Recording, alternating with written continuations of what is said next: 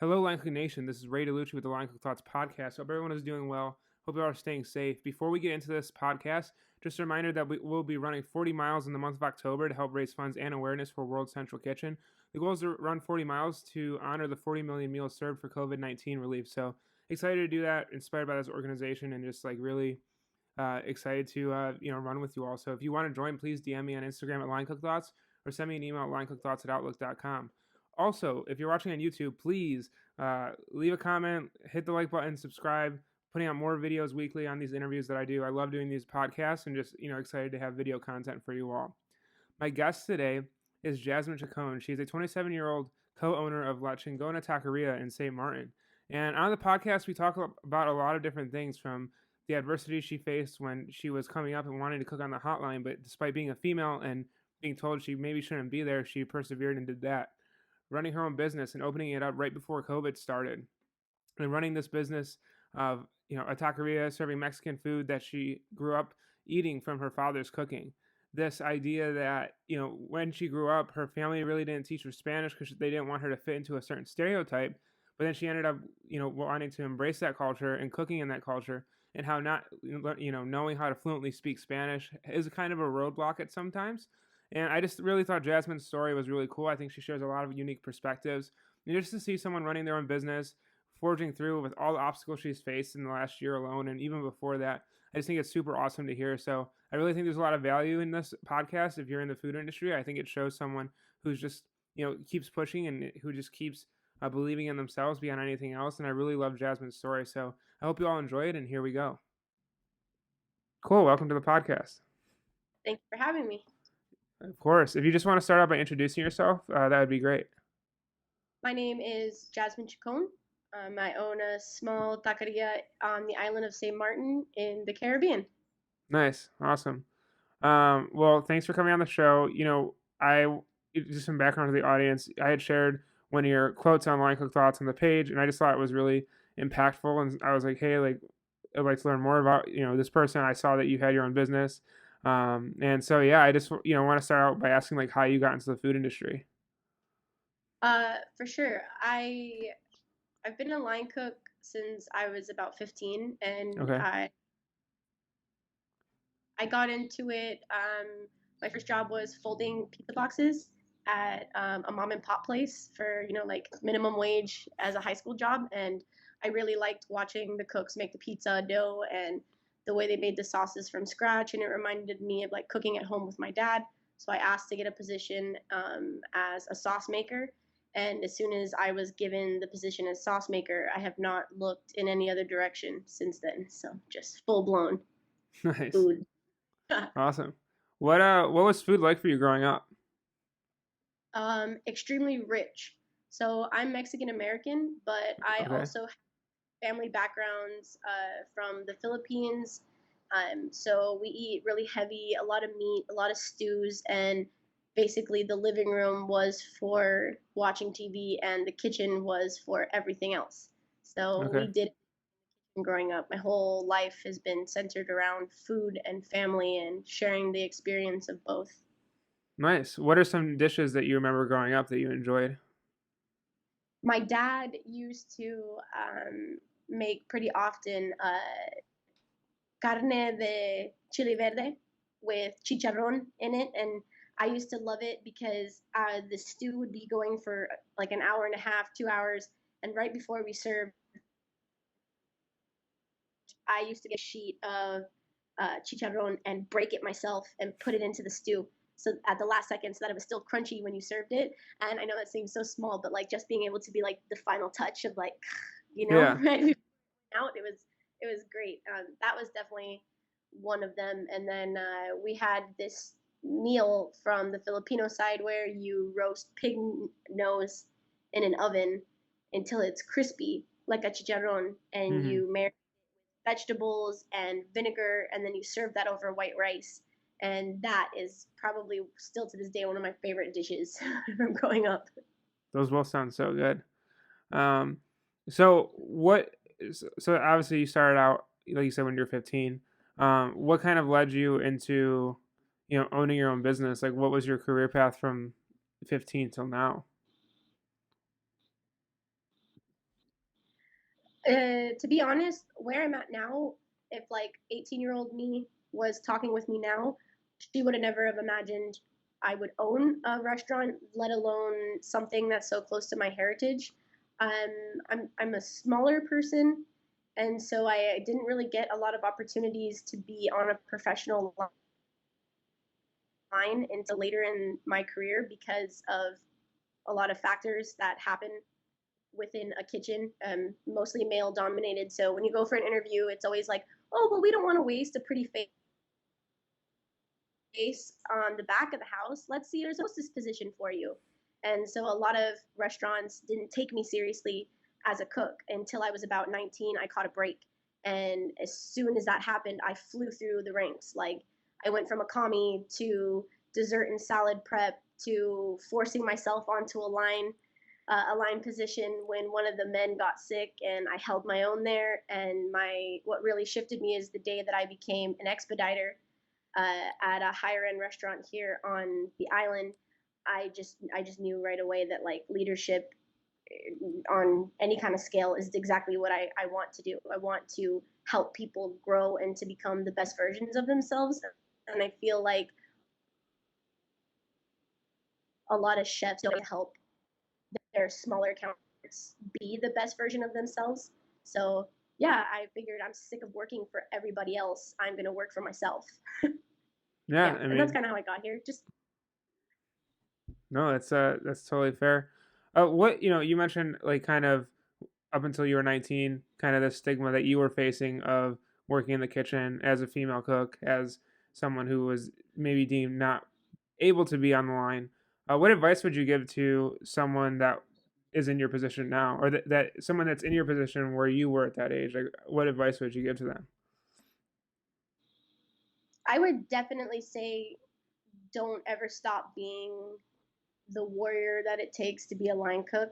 Like it's not a male or a female's position to be on a hotline or to be a pastry chef. Like gender specified roles are very dull and boring now. And I feel like women have a different perspective on authority.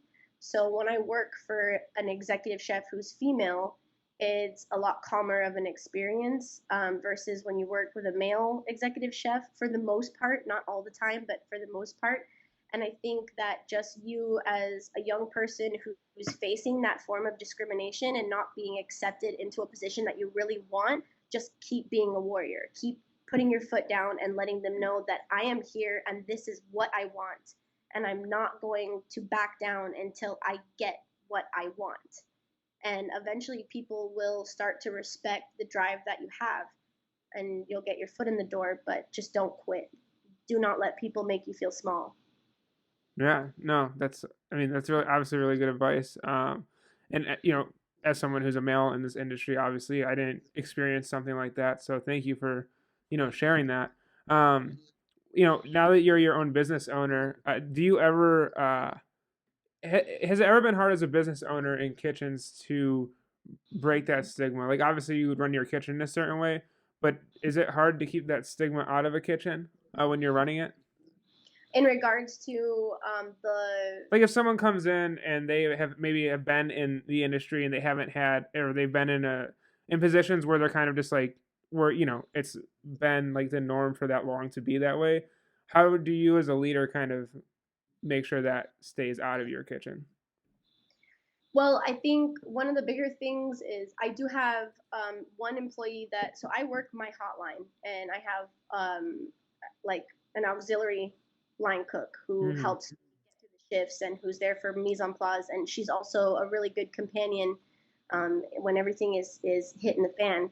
But like with her, for example, she walked into this with very minimal experience. And I think that even if she came in with a lot of experience, as long as you, as the new employee, are willing to accept the fact that you just don't know everything, because nobody knows everything, and if you're willing to learn, then you and I are going to get along really well because I don't push rules on people. Like, we address things that happen as they come. I train you as it needs to be and how I want things to be done. And if you make a mistake, There's not going to be any yelling or any like harsh reprimandations, but you're going to be pulled aside and we're going to have a face-to-face conversation like adults, and we're going to address the issue. And so it starts with a medium of respect, and I feel like when you start off with that medium, that it's a lot easier to groom somebody to be the way that you want them to be when they feel like they're being respected as a person and not just treated as an employee. Yeah. No, totally. I mean, I totally agree with you. Uh, so talking about your own business, when did you start your own business? If you want to share, obviously name, what you do, but also just kind of the origin story behind that. Sure. I was so we opened our very first service was February 9th of 2020, actually. Okay. So, yeah. Wow.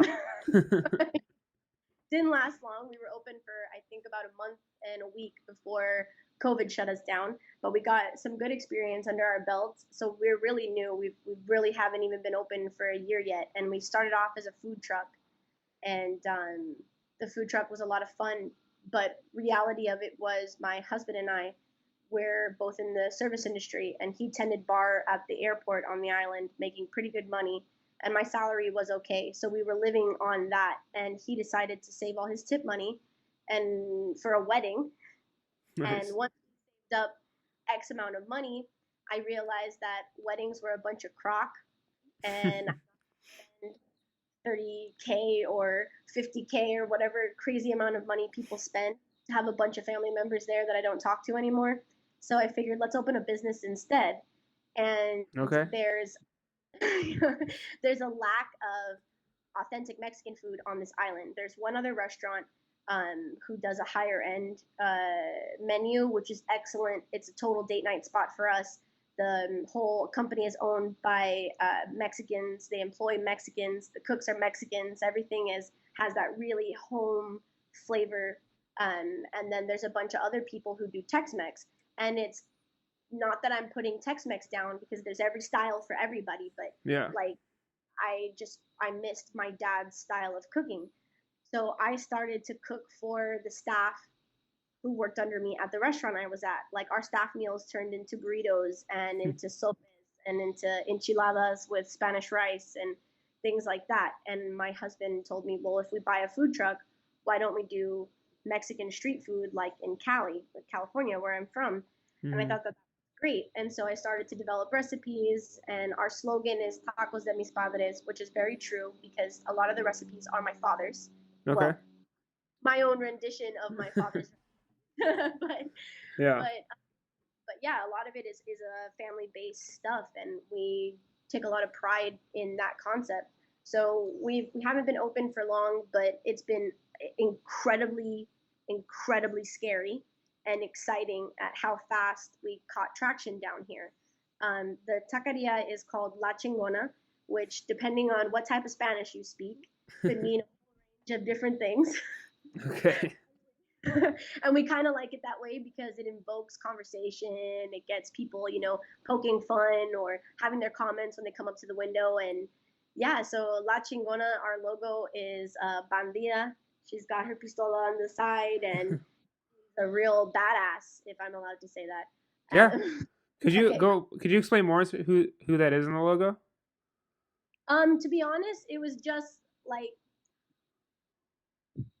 I was to a certain extent deprived of being like a complete Mexican, if that makes sense. My parents didn't raise us with Spanish because they felt like it would be quote unquote better opportunities if you didn't have an accent or whatever racial stereotypes were put on Mexican Americans. They didn't want that for us. Hmm. So, certain extent, to a certain extent, I was deprived of that.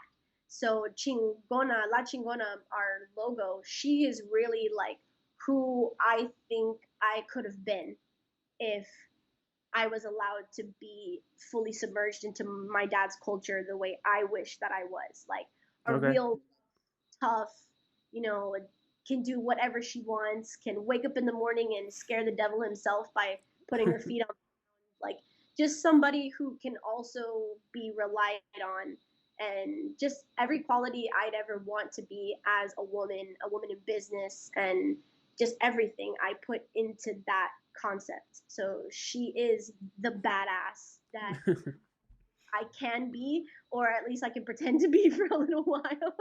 Yeah, no, I mean, I mean, you're doing it. You have your own business. You're obviously like forging your own path. So a lot of credit is due. Um, Thanks for explaining that. So kind of going into the food, like what I know you had mentioned, like obviously inspired by your father's recipes, but like what do you usually see on the menu? So we started off really small, just tacos and burritos, and we bring our corn flour in from Oaxaca. So it's a Oaxacan white corn that we use, and we make all of our corn tortillas from scratch. It started off just as that, and we did our basic meats. I make carnitas the traditional way in its own fat in a copper pot. We do pollo tinga, which is a chipotle and tomato stewed chicken breast with a lot of onions. So it's like a Nice. spicy, sweet kind of a thing. It's great on nachos. Do a grilled carne asada with the seasoning that I grew up. I actually found it. You could buy it by the case. The Nice. seasoning my dad has in his house, so it's authentic to my taste buds. But the menu's expanded incredibly since then. We service the medical school that's on the island. They're right down the road from us. And so most of those kids are from Texas and California in the States. And so we do a lot of fun things like we just introduced a hot Cheeto burrito or Okay. just out of pocket, wacky, fun things to keep the college students engaged and a little bit of a distraction. We do margaritas on the weekends when they're not studying so they can relax their brain. But in regards to the food, we run specials like chile verde burritos on Thursdays, and I'm working on a lengua de Oaxaca recipe to run on Wednesdays as a special. We just expanded our menu, so we're Cali mix style. Lots of nachos. We do a molita, which is like a combination between a quesadilla and a taco. You take two corn tortillas and you set it up just like a quesadilla would, and then you kind of cap it, and it kind of looks Okay. like a quesadilla tortilla sandwich. It's Nice. yeah, it's really good. But just a lot of different things that the people of St. Martin were not really aware of in the past, other than like crunchy shell tacos, cold cheese, and pico de gallo. Yeah. So really trying to push the envelope on what people can expect from Mexican food. We also are the only place on St. Martin ever in history to sell birria, which is really popular right now in the U.S., especially like on Mhm. TikTok and Oh yeah. Instagram. Yeah. The they get real sexy with those videos. Let me tell you, my goodness. But yeah, so we offer a really large range of mostly street style Mexican food or Okay. Cali Mexican food. Yeah. Awesome. To For the birria, there's a taqueria near me that serves an awesome birria that I never had it until this year, and it was so good. Yeah.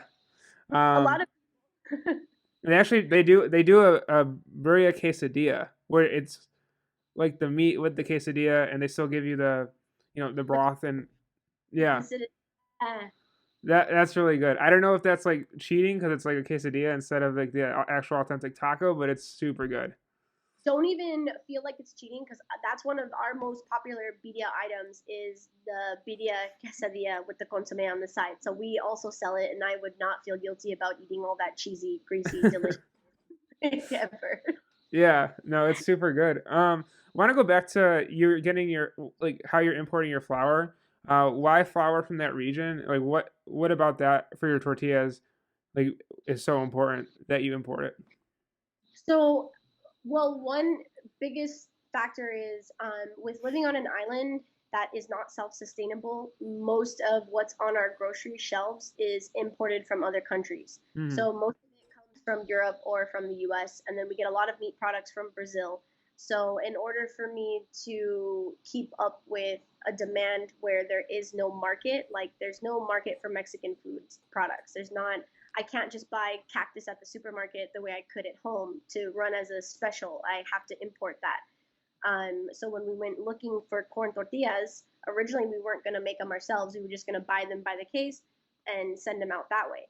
But everything that we found was for frying. And so as soon as it heats up for a second, it stiffens and it's no longer a palatable tortilla. It's chewy and tough. Yeah. And then played with maseca, which is a very common household corn flour that a lot of Mexicans and Latin American people have in their house. Is that the white So bag? it's a white Yeah. bag with MA kind of like Yeah. yeah.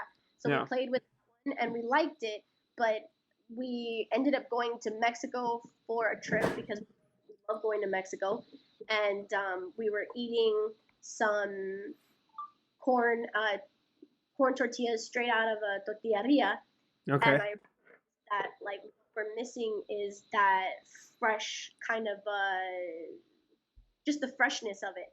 So Yeah. we found a company that takes corn from Oaxaca, and Oaxaca has Oaxaca is really like the mother territory of a lot of traditional Mexican dishes. Okay. So Oaxaca created mole, and if you've ever had mole, I mean, holy holy moly, Yeah. it's incredible. So we decided to go with this company. We bought a 2 kilo bag. Sorry, that's my cat. No, you're good. Um, You're good. so we bought a 2 kilo bag and we made the tortillas. And as soon as we bit into it, the flavor instantly was Mexico. It was that authentic of memories just flooding straight to the front of our brains, and we were like, yes, this is it. So we worked out the food cost, and it didn't end up being too much. So now we buy like the 100 pound sack of flour straight from Oaxaca, and it's been probably one of the better decisions we've made in regards to our company because that's what we're known for is the corn tortillas that we offer. That's awesome. No, that's super cool. Um, yeah, I mean, I was gonna ask you, being on an island, I'm sure it's kind of difficult. I'm sure it's its own challenge in of itself to source food. When you need something, like I don't know, let's say if you need something like basic, I don't know, like cheese or something. Obviously, that's all getting imported. Is there like a company on the island that you kind of get that through, or do you have to import everything yourself? No, there's a couple of suppliers that I use for purchasing large amounts of meat and things like that. Hmm. And for the most part, if you let them know how much you can guarantee them that you're going to be purchasing on a weekly basis, they work with you and they'll help you import the products that you want. So we don't really have a hard time getting the products that we want to us. It's just what is it going to cost us by going through a third party like a supplier, and Okay. that's really down to. And sometimes shipments can take anywhere between 2 weeks to a month. So that's also a really difficult part. Okay. Well. Well, yeah, I'm sure a lot of planning goes into it, and I'm sure you have to be very organized. Obviously, you mentioned wanting to do food that's very like representative of Mexico or and like kind of the food you grew up with. Uh, when you first opened, was it at all challenging to serve that type of food? Because you were saying like obviously people hear Mexican food and everyone has different perceptions, but a vast majority of people, like in America, for example, will think of food that isn't really like authentic Mexican cuisine. What was there a challenge to kind of put out your menu at first, or was it just like kind of you put it out and people loved it? Um, to be honest, like it was the first couple months of being inside that food truck. I spent a lot of shifts hiding underneath the window crying Okay, because how much shit got talked on me and really? what I was doing because I'm white and I don't speak proper Spanish. And so there was a lot of shame being thrown at me for a lot of months that how could I have the audacity to open up a Mexican food spot when I don't even speak Spanish? Or how could you, as a white woman, be selling Mexican food authentically when you don't even look like a Mexican? Or whatever their preconceived ideas of what a Mexican looks like. You Mm-hmm. know what I mean?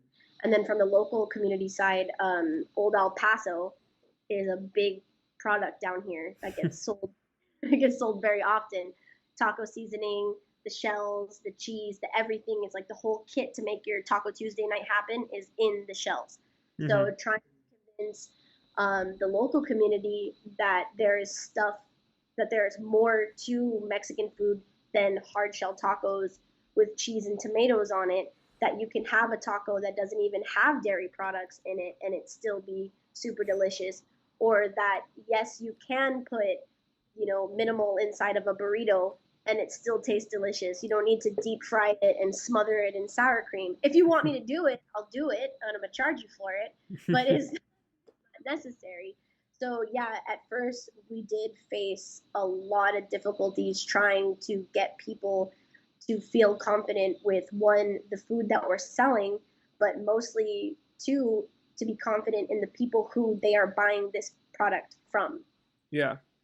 And I think La Reina de Tacos is kind of that persona I'm trying to give off, that like I'm not here to make just to make money off of it. I'm here to change your perspective on what Mexican food is and Hmm. how you.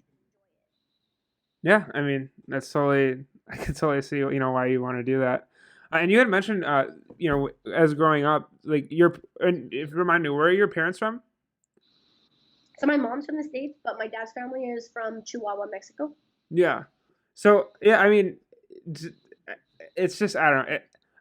It's confusing for me because obviously, like you do have that cultural representation of your father's side, and obviously that's the food you grew up with. So yeah, I mean, I understand everyone has their perspectives on things, but I I would consider you pretty qualified to, if that's the food you grew up with and that's like your heritage and that's your culture. I don't, in my opinion, I don't see what's wrong with that. So, but Well, I appreciate that a lot. um, Thank you. yeah, yeah. I mean, of course, it's just I think there's something to be said for a chef that wants to go back to their heritage and where they're from. I think that's like the biggest thing for me is, I guess, an American. I mean, I don't want to say like American chef, but just someone who cooks in general. Like I grew up in a very standard diet, and while my like family is like Italian and Polish, like we really didn't have like we had like holidays, we had special dinners, but like I had never had fresh pasta until I like learned how to make it myself, and like so just like there's certain things that like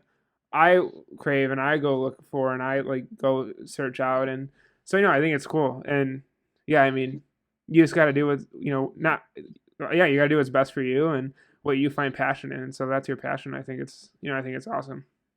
So like even you as somebody who grew up with like you said a standard diet, like you went on and you decided that you wanted to make fresh pasta because you as a cook, as a chef, appreciate the process of that, appreciate the fresh ingredients. You have a higher appreciation for food when it's made from the bottom all the way through the top for the process. So for me, taking a look at you, and let's say that you do own an Italian restaurant and you have an American accent, I'm not going to put your restaurant down for being Italian because I don't think you're Italian enough.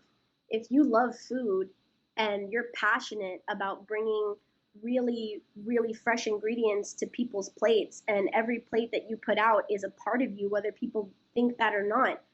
But you, as the chef, if you're willing to just completely dive into a certain type of cuisine and you give it your all, it really shouldn't matter if you are authentic to that culture or not, if you respect the food that comes along with that culture. Hmm. Yeah, I mean, I totally agree, and I think that I think there's obviously double standards too for a lot of when it comes to like cuisines and like Italian food is done by everyone and yet no one questions it.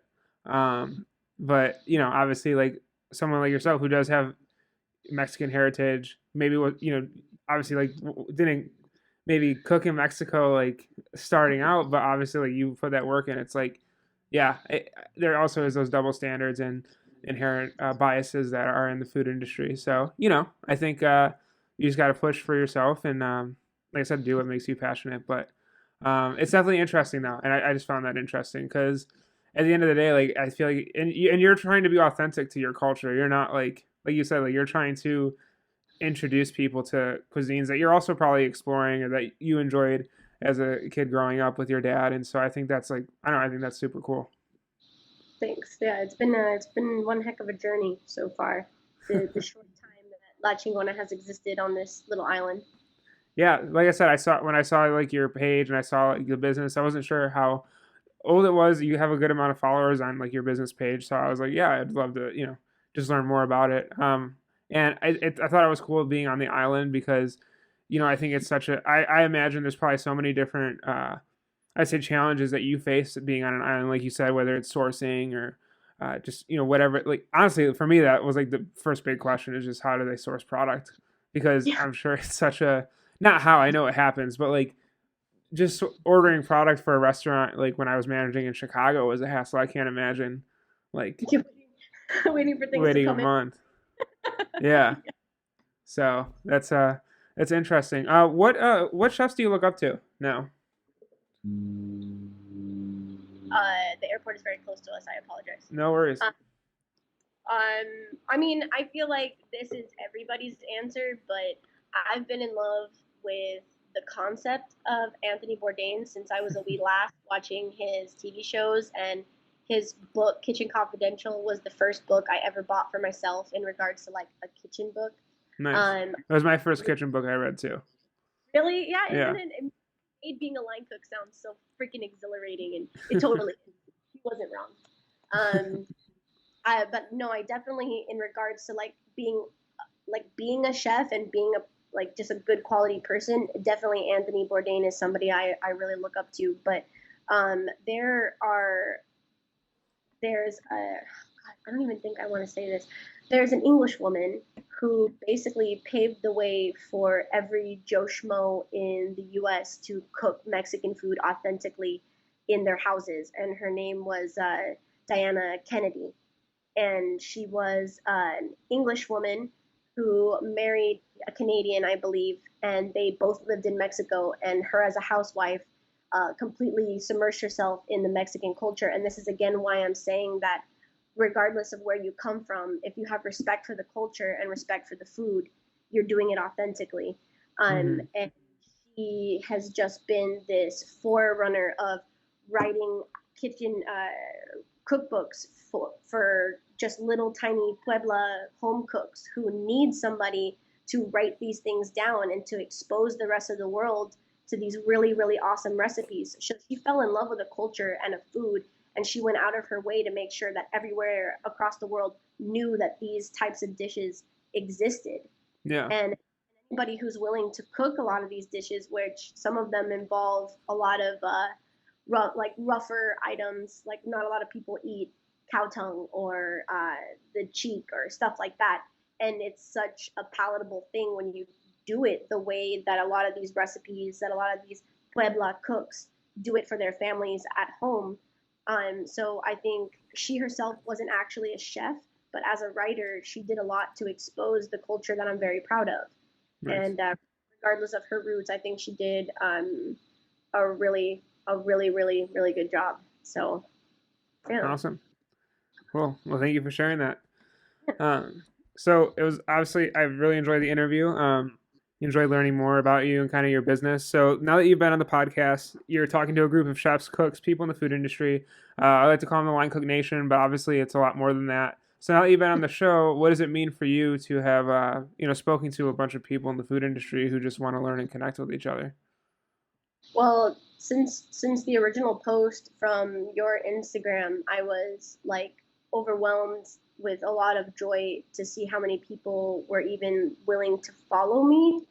And as I clicked every single one of their Instagram pages and got to see like travels and all the dishes that they're putting together, I was like, holy moly, the connection that you're creating is something that I very much have looked forward to for a long time. So being able to speak on a little piece of my world in regards to like the culinary industry has been really exciting. And I love hearing more about the experiences that everybody else goes through and the struggles that people go through. And I like how you touch on mental health or burnout and things that affect us all the time that we have to be strong enough to get through without really talking to anybody. So I just hope that little by little, more and more people can start to share the struggles that come with owning a restaurant or having a prejudice against you or struggling to move up the chain of command.